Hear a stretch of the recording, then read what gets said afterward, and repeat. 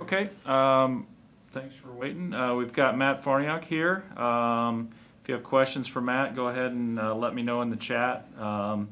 Still expecting Garrett Nelson after Matt, hopefully. First question for Matt, Brian Christopherson, 24/7.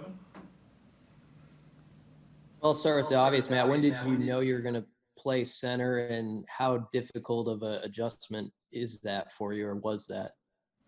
I kind of found out like the week of, and I mean the biggest challenge was just figuring out how to get the snap back to the quarterback consistently, and that was really the main challenge because the speed of the game is pretty much similar to the guard in that essence. So the main focus was just getting the ball to the quarterback. Is that something you felt comfortable with throughout off-season work? Because you kind of dabbled in it, correct, at times, to getting ready for that? Yeah, I just it's always good to be able to kind of do a little bit of everything. So I did have a little baseline of getting snaps in, so which helped a lot of preparing me for the game. Parker Gabriel, Lincoln Journal-Star. Hey Matt, how was the process of verbalizing all of the calls and all of that from the center spot? I mean, I'm sure that you're normally thinking through them from the guard spot, but do you normally talk a lot as a guard, or was that part of it a lot different for you at center? I mean, all it was just saying my thoughts out loud. I mean, so that was really the big difference, and so it really wasn't just a big change. It was just making sure that I'm the one communicating to where the point is and what's going on. Kevin Suits, Channel 1011. Hey, Matt, as one of the captains, I'm just curious what your message is to your teammates. Obviously, it's not the start you've wanted, but there's still a lot of season ahead. So what are you saying to your teammates, especially some of the younger guys? Just you got to keep rolling. I mean, football's never going to be a perfect game. You're never going to have a perfect played game, no matter how good you really do. There's always little things that you can fix, and that's just what you got to focus on. We were a couple plays away from having a different outcome of that game, and I mean that just comes down to being more disciplined and more focused in practice, and continue to just improve who you are as a player.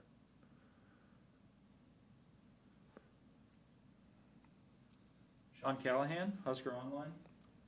Yeah, Matt, you're a captain with Adrian. I mean, how have you seen Adrian respond this week? Obviously, that was a tough spot for him to get pulled. And what have you seen in that quarterback competition in practice? Just the same as always. I mean, it's two competitive guys that always just want to be the best they can be and bring out the best in others. So, I mean, really all it is just a continuous competition between the guys. Steve Sipple, Lincoln Journal-Star. Hi, Matt, Scott Frost characterized your performance as one of your better ones of your Nebraska career, which, encompasses about 27 starts or so now.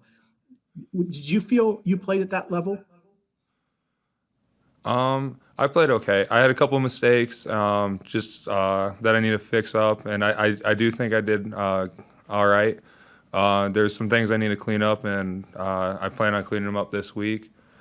But I know it's only going to get better from there. Do you have anything by way of a scouting report? Like, what do you see up front from Penn State, and maybe compared to what you saw against Northwestern and Ohio State? Again, they're probably going to be more similar to Ohio State. They're a bunch of bigger athletic guys. They're really good at moving around, so it's going to be more of I'd say like a finesse type of rush where they can do power as well. So it's just going to be a little more get ready to react. Okay, thank you. Two more for Matt. Evan Bland, Omaha World Herald.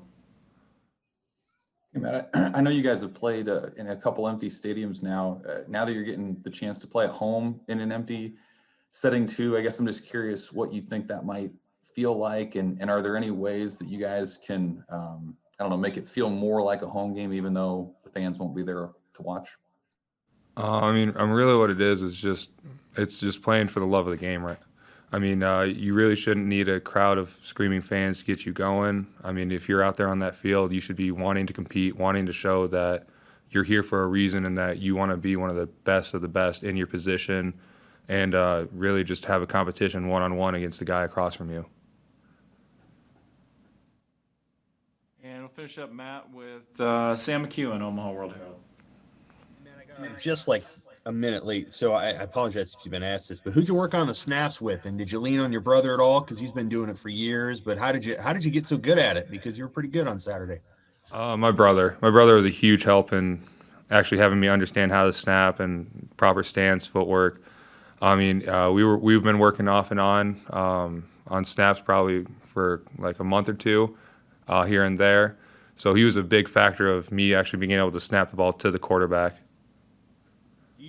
Do you anticipate? I mean, you're an NFL prospect. Do you anticipate that might be something you'd have to do one day? I know Nick Gates has moved to that position. You played with him once upon a time. Is that something you want to try to build into your repertoire?